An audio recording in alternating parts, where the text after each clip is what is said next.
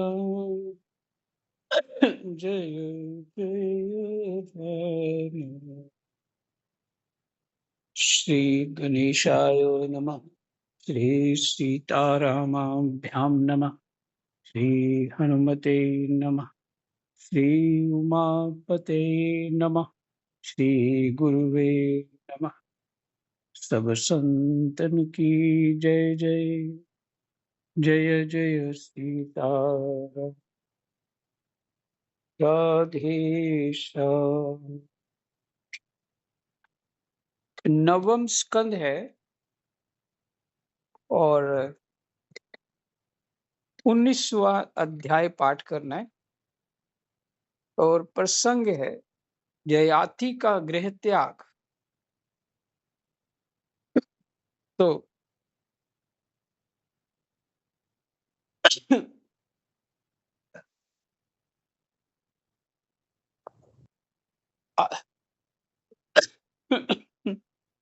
एक सेकंड।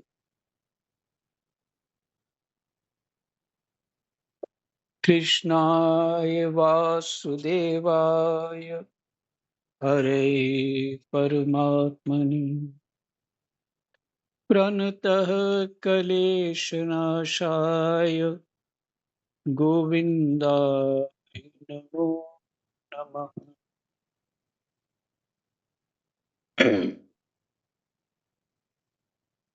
पीछे आपने सुना ही जो जयाति को तृप्ति नहीं हुई,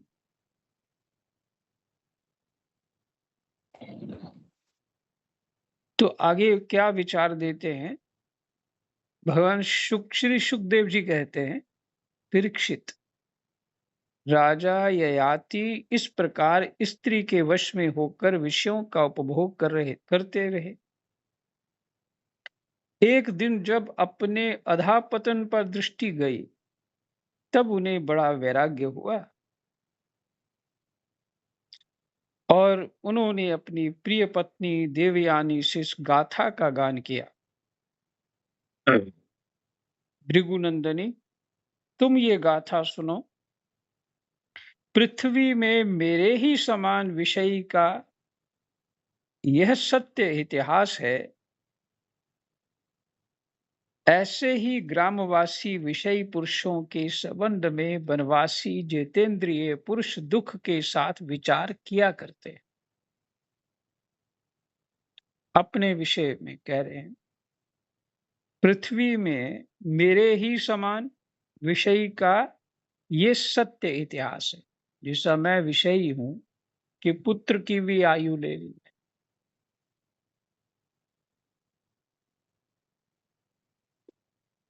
तो ऐसे ही ग्रामवासी, अब हम लोग ग्रामवासी या पुरवासी समान ही मानिए, विषयी पुरुषों के संबंध में वनवासी ऐसे जो लोग होते हैं, विषयी पुरुष के संबंध में वनवासी जितेंद्रिय माने वानप्रस्थी जितेंद्रिय पुरुष दुख के साथ विचार किया करते हैं। दुख के साथ विचार किया करते हैं कि इनका कल्याण कैसे होगा। ऐसा है ना, जो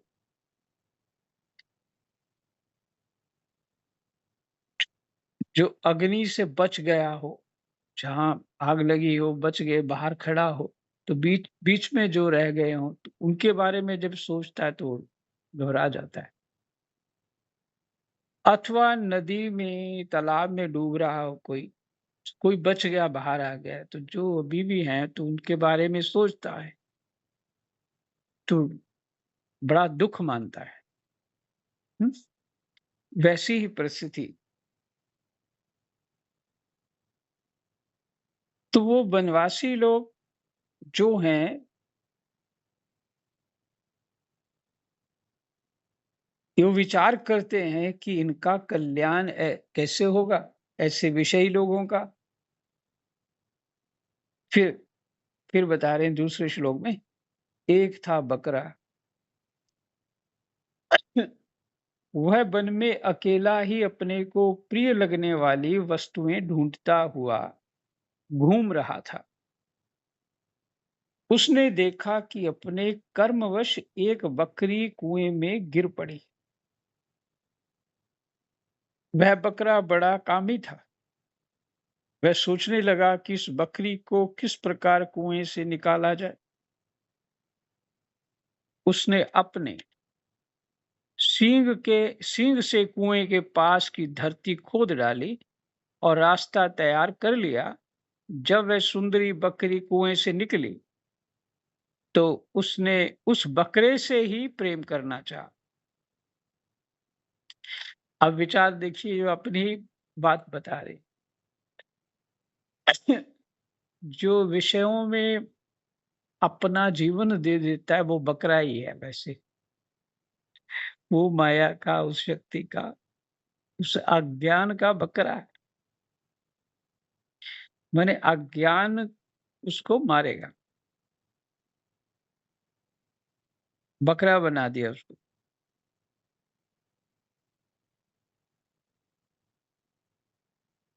तो उस बकरे से ही प्रेम करना चाहा।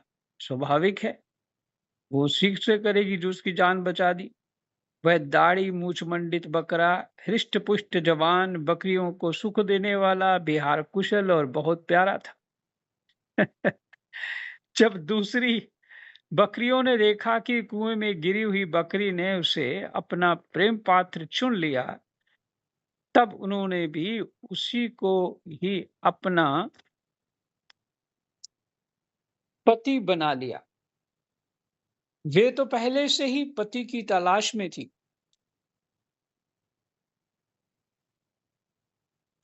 उस बकरे के सिर पर काम रूप पिशाच सवार था। सही शब्द है।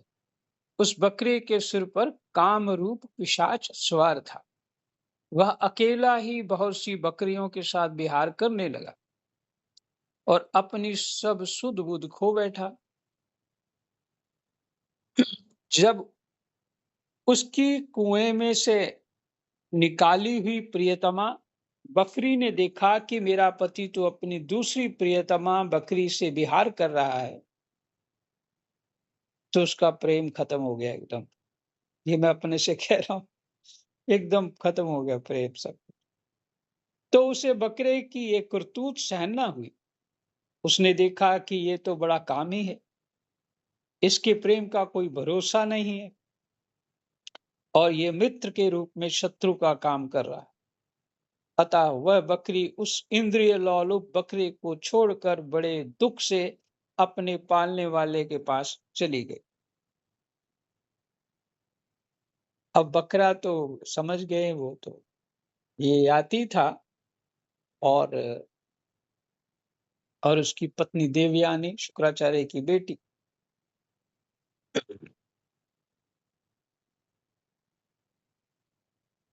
वह दीन कामी बकरा उसे मनाने के लिए मैं करता हुआ उसके पीछे पीछे चला, परंतु उसे मार्ग में मना ना सका।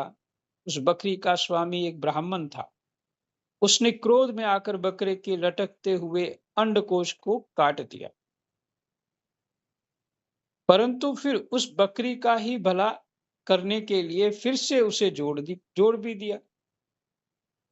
उसे इस प्रकार के बहुत से उपाय मालूम थे। प्रिय, इस प्रकार अंडकोश जुड़ जाने पर वह बकरा फिर कुएं से निकली हुई बकरी के साथ बहुत दिनों तक विषय भोग करता रहा। परंतु आज तक उसे संतोष ना हुआ। सुंदरी, मेरी भी यही दशा है। तुम्हारे प्रेम पाश में बंधकर मैं भी अत्यंत दीन हो गया हूं। तुम्हारी माया से मोहित होकर मैं अपने को भी भूल गया हूं। प्रिय, पृथ्वी में जितने भी धान्य, चावल, जौ आदि स्वर्ण, पशु और स्त्रियां हैं, वे सब के सब मिलकर भी उस पुरुष के मन को संतुष्ट नहीं कर सकते जो कामनाओं के प्रहार से जर्जर हो रहा है।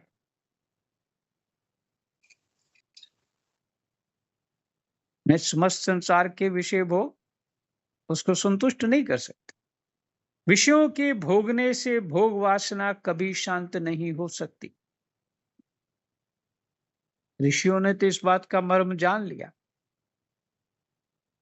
इसलिए वो ने तप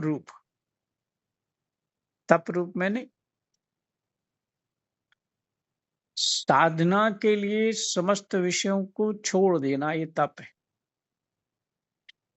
और जो साधना का सुख है सिर्फ वही याद रहना चाहिए, और कोई सुख चित्त में नहीं होना चाहिए।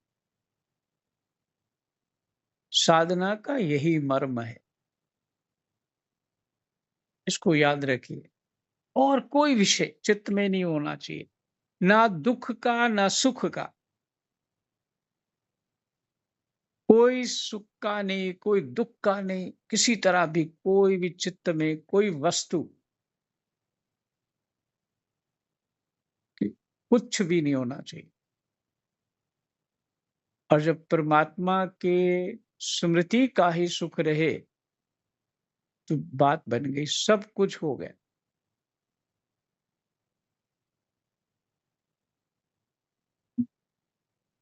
उस समय जिसकी भी वो स्मृति में रहता है वो वही रूप हो जाता है। मैंने परमात्मा की स्मृति में ही रहना तो वही रूप हो जाता है, क्योंकि अब सब चित्त में सारी अज्ञानता शांत हो गई। ये जितनी हलचल है ना, ये सब अज्ञान है।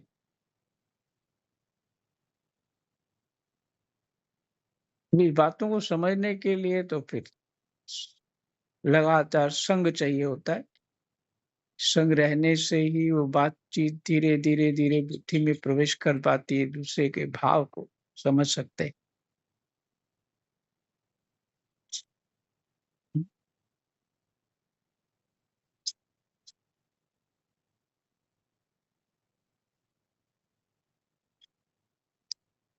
क्या शब्द बोला मैं भूल ही गया बोलते बोलते। अंतिम क्या बोला मैंने वाक्य?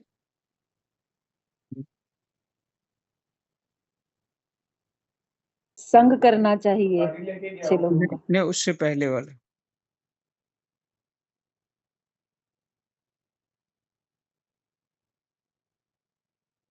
हाँ महाराज जी, हमने बोला साधना के लिए सब कुछ छोड़ देना ही तप है, ना दुख हाँ, का ना सुख का किसी को भी चित्त में नहीं रखना चाहिए।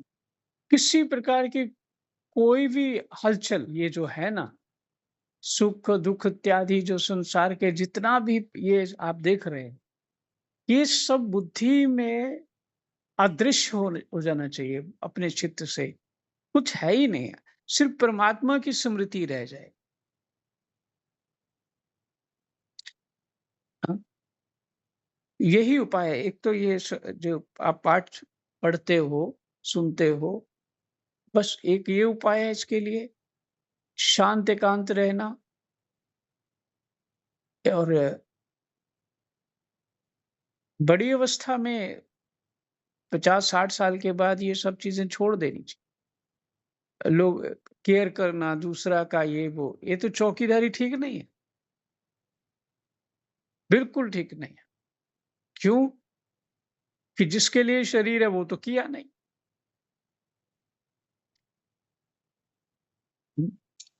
तो इसलिए ये स्थिति लगातार बनी रहे हमारी, और अपने आप को ही भूल जाएं हम, सिर्फ परमात्मा की स्मृति बनी रहे, अपने शरीर को ही भूल जाएं। बस यही है अंतिम लाभ हमारा। तो और एक तो ये पाठ यदि जो आप सुन रहे हैं, जिस तरह से आप सुन रहे हैं, योग विशिष्ट भी बहुत सहायता करता है। ये जो पाठ जिस तरह से आपने ये सुन रहे हैं ना, ये भागवत जी, इसी तरह का अर्थ लगाएंगे अगर गीता में भी, रामायण में भी, और योग विशिष्ट तो वैसा ही ग्रंथ है। कोई भी ग्रंथ पढ़ेंगे अगर ये सब मिलता है तो ठीक है, वो हमारा कल्याण कर सकता है। और यदि वो पुण्य वाली बात और दूसरी दूसरी बातें जो हैं कि स्वर्ग मिलेगा, ये होगा, वो सारी धर्म कर्म की अब कोई बात की आवश्यकता नहीं। धर्म कर्म की कोई आवश्यकता नहीं रहती। अब इस स्थिति में सिर्फ प्रभु की स्मृति के अतिरिक्त कुछ नहीं। यहीं तक पहुंचने के लिए धर्म कर्म है। तो अर्थ न धर्म न काम रुचि, गति न चहु निर्वाण, जन्म जन्म रति राम पद, ये वरदान आन। ये इससे फर्क नहीं पड़ता मेरे बार बार जन्म हो रहे हैं कि हम्म, मैं मुक्त हूं, मुझे दोबारा दोबारा जन्म लेना नहीं चाहता, इससे कोई फर्क नहीं पड़ता, क्योंकि उसको परमात्मा की स्मृति के अतिरिक्त कुछ चाहिए नहीं। ये भरत जी ने कहा।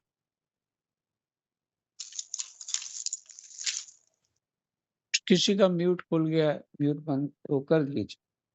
तो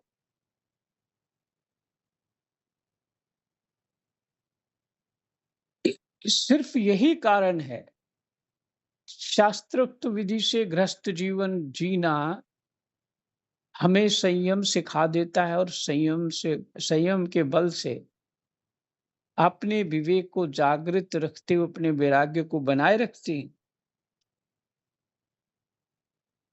और किसी प्रकार की अहंता ममता पे फंसते नहीं। फिर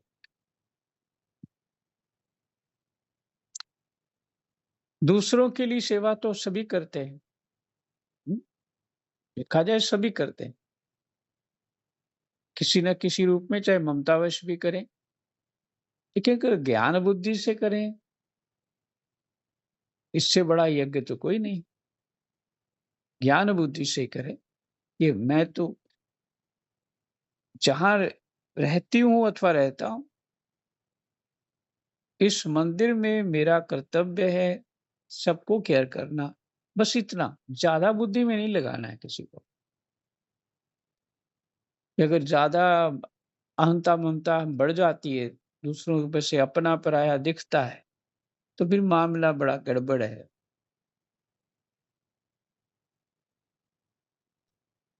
और वैराग्यपूर्ण जो बातें हैं, यानी परमात्मा तो सबको संभाल रहा है, जो हमको संभाल रहा है वो उनको भी संभाल रहा है।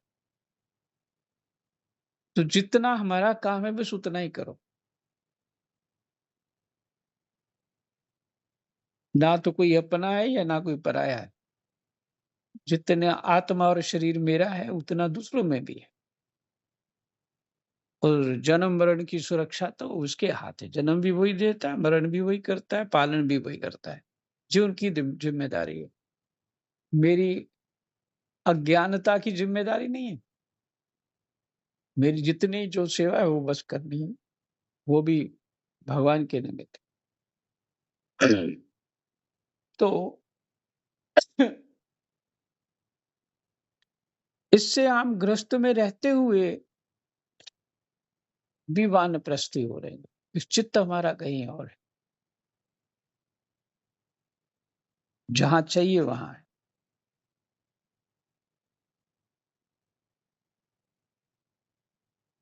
तो कह रहे विषयों के भोगने से भोग वासना कभी शांत नहीं हो सकती, बल्कि जैसे घी की आहुति डालने पर आग और भड़क उठती है, वैसे ही भोग वासनाएं भी भोगों से प्रबल हो जाती।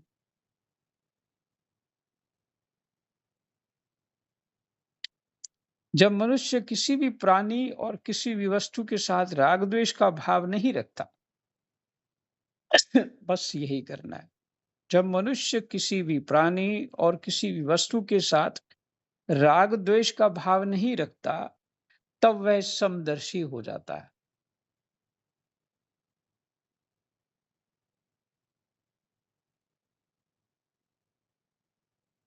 तब होता है समदर्शी। और हम ऐसे झूठे ही समदर्शी बन के घूमते रहते हैं, है ना? बड़े न्याय मानते हैं अपने आप के अंदर, हम बड़ा अच्छा मानते हैं, बड़ा समदर्शी होके घूमते हैं, पर राग द्वेष हम में रहता। इस कारण से नहीं हो सकते समदर्शी। सत्संग के बिना तो हो ही नहीं सकते सत्संग। राग द्वेष तो जाएगा तभी समदर्शी, और ज्ञान के बिना राग द्वेष कैसे जाएगा? तथा उसके लिए सभी दिशाएं सुखमय बन जाती हैं जो समदर्शी।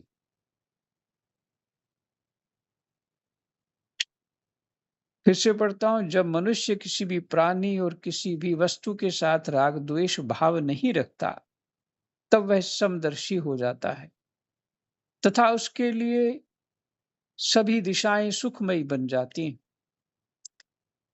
विषयों की तृष्णा ही दुखों का उद्गम स्थान है। ये जो हमारी चाह है, चाय और चाह, बस इसी ने डुबोया डुबोया हम सबको। चाय और चाह। स्पष्ट देखिए, कुछ कितने भी कोई ज्ञानी उसकी बात कभी ना कभी कोई गलत हो सकती है, वैसे होती नहीं, हो सकती है, पर शास्त्र की कोई बात कभी गलत नहीं हो सकती है। किसी भी युग में, किसी भी काल में, कभी भी आप पढ़ें समझें तो कभी गलत।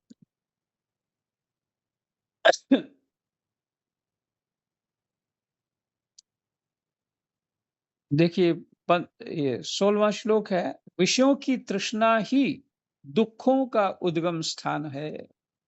मंद बुद्धि लोग बड़ी कठिनाई से उसका त्याग कर सकते हैं। उन्हें बुद्धि की कमी है, वही विषयों की तृष्णा का त्याग कर सकते हैं। वो बड़ी कठिनाई लगती है उनको। शरीर बूढ़ा हो जाता है, पर तृष्णा नित्य नवीन ही होती जाती है।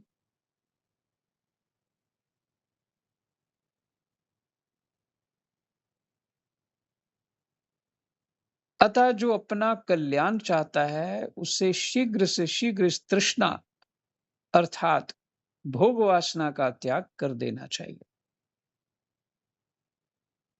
और तो क्या, अपनी माँ, बहन और कन्या के साथ भी अकेले एक आसन पर सट कर नहीं बैठना चाहिए। इंद्रियां इतनी बलवान है कि वे बड़े-बड़े विद्वानों को भी विचलित कर देती हैं। विषयों का बार-बार सेवन करते-करते मेरे 1000 वर्ष पूरे हो गए। फिर भी क्षण प्रतिक्षण उन भोगों की लालसा बढ़ती ही जा रही है।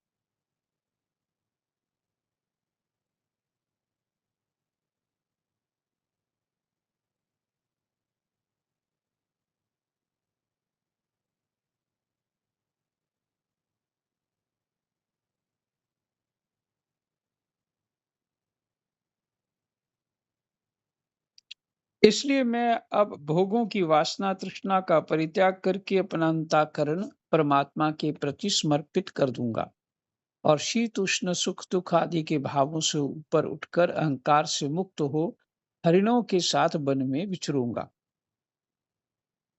देखिए, एक बात है जो मैं रुक गया था इसमें। जो धर्मशील व्यक्ति होते हैं ना, वो उनका चित्त कभी किसी भी स्थान पे कहीं भी, अर्जुन गए थे वहां, आपको बताया, स्वर्ग में उर्वशी ने श्राप दे दिया। उसको प्रसन्न करने के लिए इंद्र ने भेजा, उल्टा शाप दे के आई। तो धर्मशील व्यक्ति जो होता है ना, उसको कोई विचलित नहीं कर सकता। जो व्यक्ति धर्म को समझता नहीं है, रजोगुनी तमोगुनी प्रवृत्ति का है, जैसा जैसा भी सुन लेना दुनिया से, सबकी बातें सुनते रहना और कुछ भी खाना पीना, अशुद्धता करना, धर्म का ज्ञान नहीं, उनके लिए ये शब्द कहा गया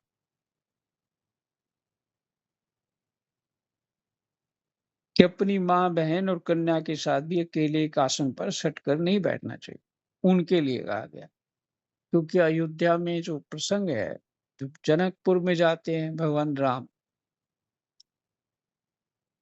तो वाटिका में सीता जी मिलती हैं। तो राम जी कहते हैं रघुवंशियों का चित्त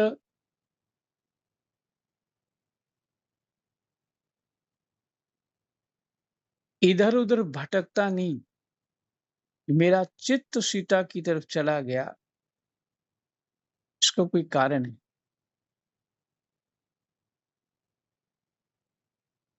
हुँ, देखिए, जो धर्म की रक्षा करते हैं, वो धर्म की रक्षा करता है।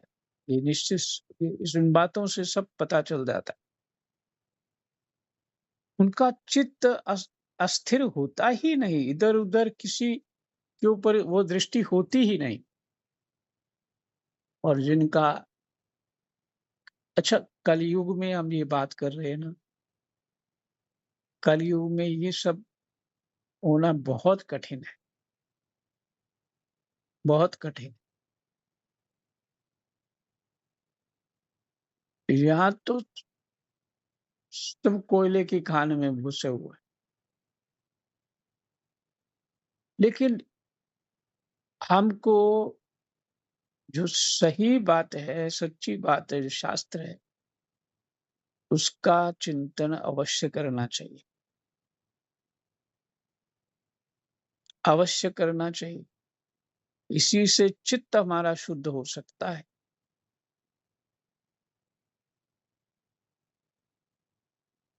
तो उच्च स्तर के लोगों के लिए जो धर्म को जानते हैं, तो उनको कोई फ़र्क नहीं पड़ता।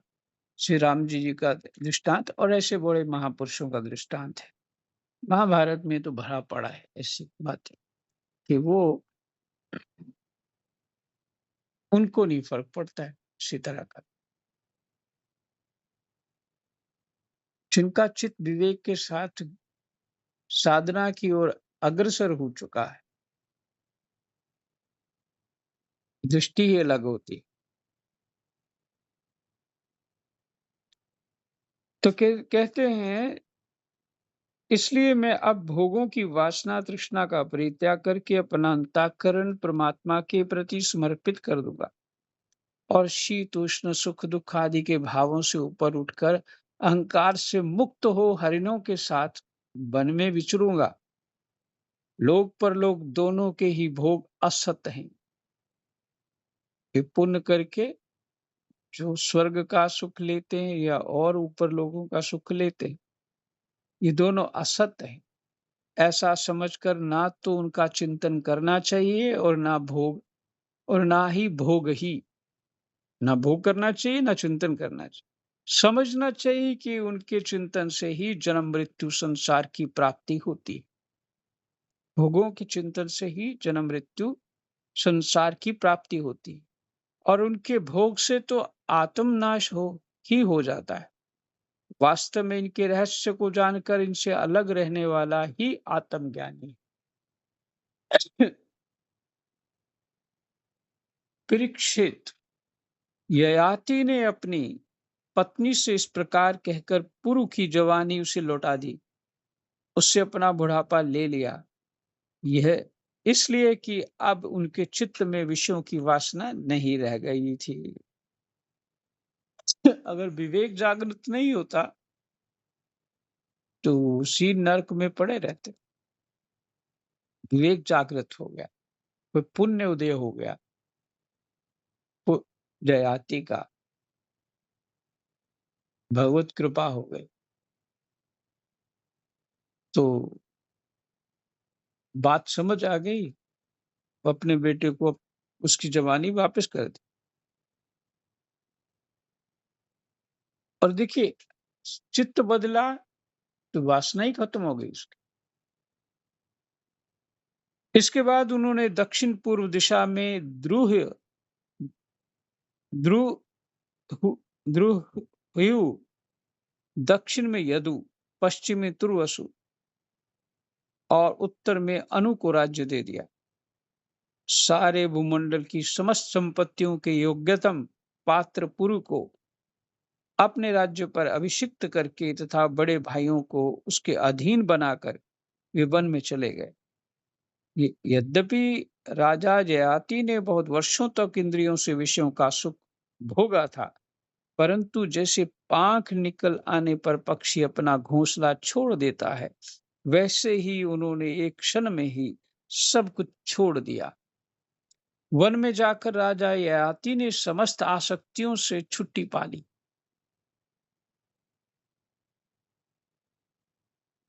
आत्म साक्षात्कार के द्वारा उनका त्रिगुणमय लिंग शरीर नष्ट हो गया। आत्म साक्षात्कार के द्वारा उनका त्रिगुणमय लिंग शरीर नष्ट हो गया। अब ये कौन सा शरीर? सूक्ष्म शरीर है जो हमारा, वो नष्ट हो गया। तो इसमें यह ध्यान रखिए, हम सब अमर हैं, मरते नहीं। ये जो शरीर हमारा वृद्ध होकर के मर जाते हैं, शरीर अब काम नहीं कर रहा, तो शरीर खत्म हो जाता है। पर जो सूक्ष्म शरीर वो वैसे का वैसे ही बना रहता है, फिर अपने प्रारब्ध के अनुसार कहीं और जन्म ले लेता है, फिर उसी काम में लग जाता है। जो शरीर मरता नहीं है वो अमर है, जो असली शरीर है वो अमर है। जिस अमर को ही मारना है, ये शब्द है यहाँ पे। आत्म साक्षात्कार के द्वारा उनका त्रिगुणमयी लिंग शरीर नष्ट हो गया।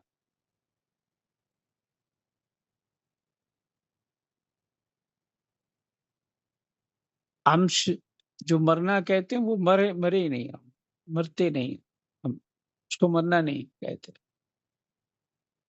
वो लिंग शरीर को जब भजन साधन के द्वारा, ये जो साधना अभी आप कर रहे हैं, सुन रहे हैं, ये किसको प्राप्त हो रही है? लिंग शरीर को, जड़ शरीर को नहीं प्राप्त हो रही।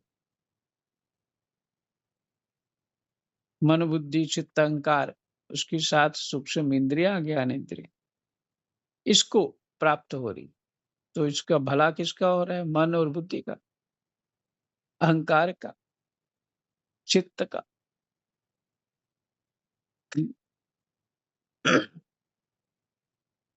वही लिंग शरीर है, और उसी को हमने नष्ट करना है, तभी जाके हम जीवत्व को छोड़ के तत्रूप हो जाएंगे, हमने परमात्म रूप हो जाएंगे। उन्होंने मायामल से रहित पर ब्रह्म परमात्मा वासुदेव में मिलकर वह भागवती गति प्राप्त की, जो बड़े बड़े भगवान के प्रेमी संतों को प्राप्त होती है। जब देवयानी ने वह गाथा सुनी तो उसने समझा कि ये मुझे निवृत्ति मार्ग के लिए प्रोत्साहित कर रहे हैं, क्योंकि स्त्री पुरुष में परस्पर प्रेम के कारण विरह होने पर विकलता होती है। ये सोचकर ही इन्होंने ये बात हंसी हंसी में कही। स्वजन संबंधियों का जो ईश्वर के अधीन है, स्वजन संबंधी का जो ईश्वर के अधीन है, एक स्थान पर इकट्ठा हो जाना वैसा ही है जैसा प्याऊ पर पथिकों का। हमारे जो परिवार हैं, हम जो ये मेरी संतान है, तेरी है, इत्यादि इत्यादि जो हमारी स्थितियां बनी हुई हैं, कहते हैं सब पथिक है, थोड़े दिन रहेंगे और चले जाएंगे। तो उन पथिकों के लिए दुख करना, सुख करना,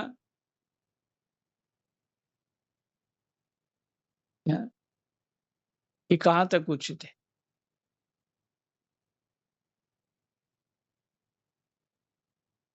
ये सब भगवान की माया का खेल और स्वप्न के सरीखा ही है, ऐसा समझकर देवयानी ने सब पदार्थों की आसक्ति त्याग दी। जब याति ने कहा तो उसने भी जो पुरु के साथ उसकी गांठ बंधी हुई थी अज्ञान की, वो खोल दी उसने। तो उसके साथ जयाति के साथ देवयानी ने भी, वो भी शुक्राचार्य की पुत्री, ज्ञान तो है ही उसको। और अपने मन को भगवान श्री कृष्ण में तन्मय करके बंधन के हेतु, फिर देखिए, बंधन के हेतु लिंग शरीर का परित्याग कर दिया। इसने भी उसी मोक्ष मुक्ति पा ली, वह भगवान को प्राप्त हो गई। अब देखिए कैसे बंधन छोड़ा, ये फटाफट थोड़ी छूट गया, उन्होंने कुछ साधना की होगी।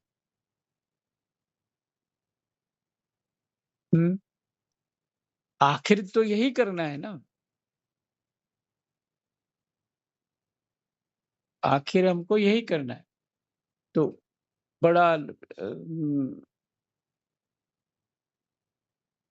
लंबी हो जाएगी बात कि बड़ा बल होगा तो ज्यादा उड़ लेंगे और थोड़ा बल होगा तो जल्दी थक जाएंगे। मच्छर और गरुड़ की उड़ान के एक दृष्टांत में ये बात आती। तो मच्छर कितना उड़ेगा, 10-15 मिनट में आ जाएगा वापस। तो गरुड़ तो सालों लग जाएंगे। तो यही उचित है कि जब विवेक खुलता है तो मच्छर और गरुड़ का जो दृष्टांत होता है उसमें मच्छर जीत जाता है, गरुड़ नहीं जीत पाता। कि गरुड़ के पास बल है, अब जितना नाच लेगा फिर थकेगा, फिर उसको पता लगेगा। कि जिसके पास बल ही नहीं है वो जल्दी से अपने रास्ते पे आ जाए। तो स्लिंग शरीर का देवयानी ने भी त्याग कर दिया। उसने भगवान को नमस्कार करके कहा, समस्त जगत के रचयिता सर्वांतरयामी, सबके आश्रय स्वरूप सर्वशक्तिमान भगवान वासुदेव को नमस्कार है। जो परम शांत और अनंत तत्व हैं उसे मैं नमस्कार करती हूँ। जो परम शांत और अनंत तत्व हैं उसे मैं नमस्कार करती हूँ। जय जय सीताराम, राधे श्याम। 19वां अध्याय विश्राम। कृष्णाय वासुदेवाय हरे परमात्मनि प्रणतः क्लेशनाशाय गोविन्दाय